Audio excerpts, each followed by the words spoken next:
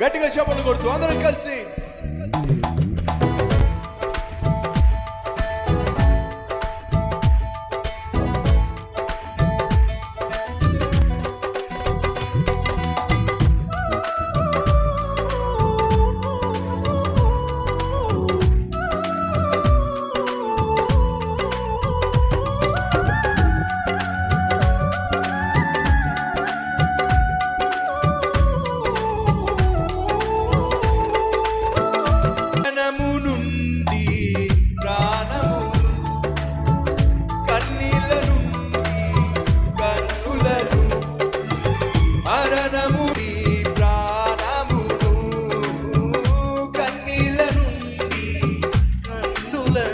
అందరం కలిసి కాపాడిన నా యేసయ్యా, కరుణించిన నా యేసయ్యా, కాపాడిన నా యేసయ్యా, కరుణించిన నా యేసయ్యా, యేసయ్యా, యేసయ్యా, నా యేసయ్యా, యేసయ్యా, యేసయ్యా, యేసయ్యా, నా యేసయ్యా.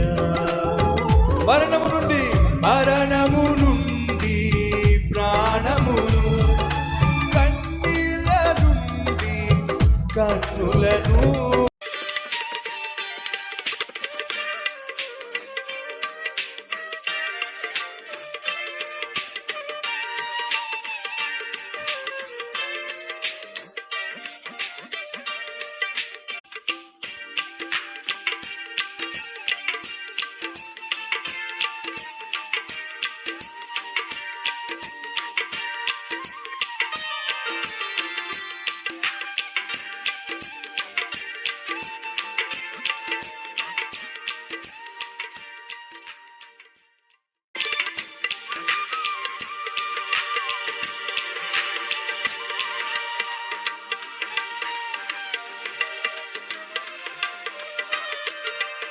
ఇది మీకు జ్ఞాపకం ఉందా?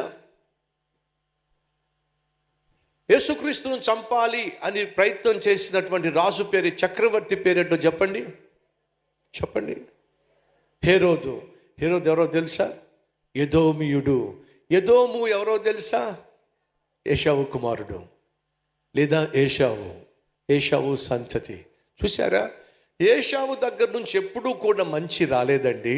ఏశావు దగ్గర నుంచి ఎప్పుడూ ఆశీర్వాదం రాలేదండి.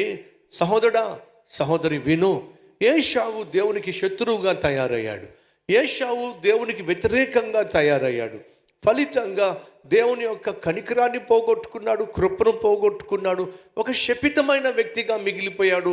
తన సంతతికి శాపంగానే మిగిలిపోయాడు. తండ్రే, నువ్వు శాపంగా మిగిలిపోవడానికి వీలు లేదు. తల్లే, నువ్వు శాపగ్రస్తురాలుగా మిగిలిపోవడానికి వీలు లేదు. దయచేసి గమనించండి, యాకోబు మాయగాడే, మోసగాడే, కానీ కొంతకాలం మాత్రమే.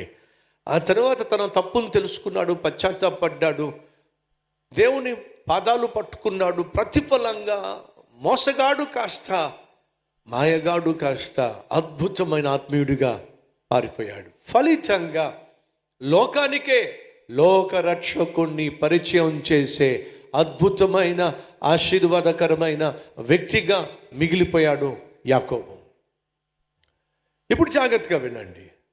బలహీనమైన బానిసలుగా ఉన్న యూదులను సంపూర్ణంగా సమూలంగా నాశనం చేయాలి అనే దుర్మార్గమైన ఆలోచన హామాను కలిగి ఉన్నాడు. మరి ఎస్తేరు ఎవరు?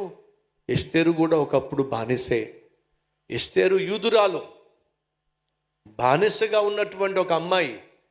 కానీ తన పినతండ్రి అయినటువంటి మొర్దెకై యొక్క ప్రోత్సాహంతో అందాల పోటీలో పాల్పంచుకుంది. ఫలితంగా తాను దేవుని దయ కృప పొందుకొని ఆ అందాల పోటీలో విజయం సాధించి ఆఖరికి ఎస్తేరు యొక్క పేరు హదస్సా. ఏమిటి? హదస్సా. హదస్సా అనే పేరుకి అర్థం తెలుసా? నేల బారున పాకేటటువంటి చూశారు కదా, నేల బారున ప్రాకుతూ ఉంటాయి కొన్ని మొక్కలు, పొద. సో నేల మారున పాకేటటువంటి ఒక పొద. మరి ఎస్తేరు అనే పేరుకి అర్థం తెలుసా? నక్షత్రం అంటే అర్థం తెలుసా? నేలబారు జీవితం జీవిస్తున్నటువంటి హదస్సాను దేవుడు ఏం చేశాడు? నక్షత్రంగా మార్చేశాడు. అద్భుతమైన దేవుడు అండి.